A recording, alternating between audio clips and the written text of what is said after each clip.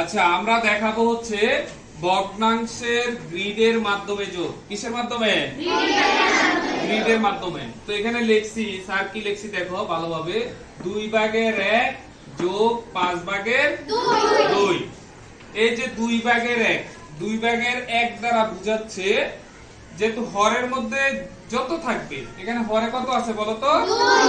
ঠিক আমি এখানে দুইটা গড় করছি, দেখো একটা গড় দুইটা গড়। এবার লবের দিকে তাকাবো, লবে কত আছে? তাহলে দুইটা গড়ের মধ্যে একটা গড় আমি এইভাবে কালার করে দেব, ঠিক আছে? আমি পুরোটাকে কালার করে নেই, এইভাবে এইভাবে কালার এটা, ওকে? এরপরে দেখো সেম টু সেম এখানে আছে 5/2, হরে কত আছে? তাহলে আমি পাঁচটা গড় বানাবো আগে। দেখো 1 2 3 4 5, পাঁচটা বানিয়েছি না? ওকে, এই 5 মধ্যে লব কত? 2। লবে যত ঠিক ততটা গড় আমি কালার করে দেব। কালার করছি না দুটো গড়? লবে 2 আছে, ঠিক আছে তো?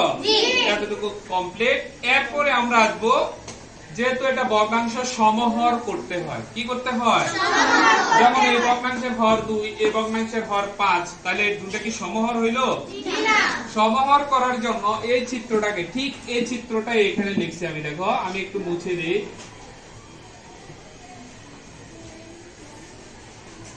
আমি মুছে আবার লিখতেছি। দেখো এখানে যা ছিল ঠিক তা লিখতেছি। এটা কালার ছিল না?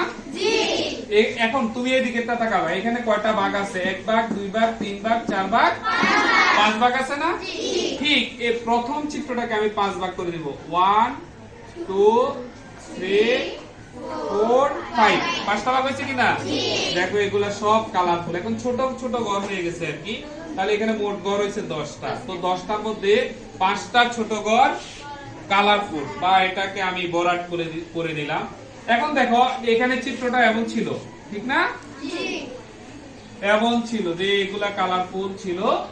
তারপরে দেখো এটার ক্ষেত্রে এদিকে তাকাবা, এটার মাঝখানে একটা ভাগ না?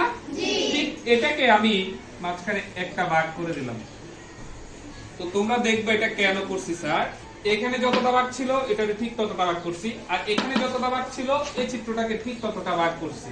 তাহলে এখানে দেখো 1 2 3 4 5, নিচে হলো 5, তাহলে 10টা গড়। এখানেও মোট কয়টা গড়? 10টা গড়। দুইটার মধ্যে 10 হয়ে গেল না? দুইটা ভগ্নাংশের হরকে আমি 10 এ রূপান্তর করতে পেরেছি না? এখন দেখো এখানে 10টা গড়ের মধ্যে কয়টা পূর্ণ? একটা, দুইটা, তিনটা, চারটা, পাঁচটা কালারফুল। আর এখানে 10টা গড়ের মধ্যে দেখো কয়টা কালারফুল? একটা, দুইটা, তিনটা, চারটা। তাহলে এখানে 10 এর মধ্যে 5টা কালারফুল, এখানে 10 এর মধ্যে 4টা কালারফুল। যেহেতু আমরা যোগ করতেছি, তাহলে 10 এর মধ্যে মোট কালারফুল কয়টা? 5 আর 4 কত? 9। তাহলে মোট 9টা কালারফুল। আমি এখানে 10টা গড় আনবো, এরপরে 9টাকে কালারফুল করে দেব। সব বুঝতে পেরেছো? তাহলে 10টার মধ্যে মোট কয়টা কালারফুল হইলো? এই যে দুইটা ভগ্নাংশকে যোগ করলে, গ্রিডের মাধ্যমে যদি যোগ করি, রেজাল্টটা হবে এরকম, ঠিক আছে? এখন এগুলো এরকম আর কি কালারফুল। তুমি যদি কালো বল পয়েন্ট দিয়ে খাতার মধ্যে এইভাবে লেখো, তুমি টিক চিহ্ন দিয়ে লেখা শিখবা, ঠিক আছে? যদি তুমি কালোর উপরে আবার যদি কালো দাগ দাও, তাহলে এটা বোঝা যাবে পরে? পরে একটা অঙ্ক বুঝে গেল, বাসায় এটা আর বুঝবেন না। সবাই ক্লিয়ার?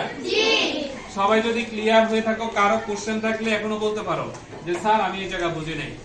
স্ট্যান্ড আপ, কে দাঁড়াবে? একজন দাঁড়াও। Is this anyone? যারা ভালো স্টুডেন্ট তারা কিন্তু কোশ্চেন করে স্যারকে। ভালো স্টুডেন্টের বৈশিষ্ট্য হচ্ছে স্যারের কাছ থেকে কোশ্চেন করে জেনে নেওয়া। কেউ আছে? আচ্ছা, ধন্যবাদ। আজকের ক্লাস এখানেই শেষ। ভগ্নাংশের যোগ আমরা আরো দেব।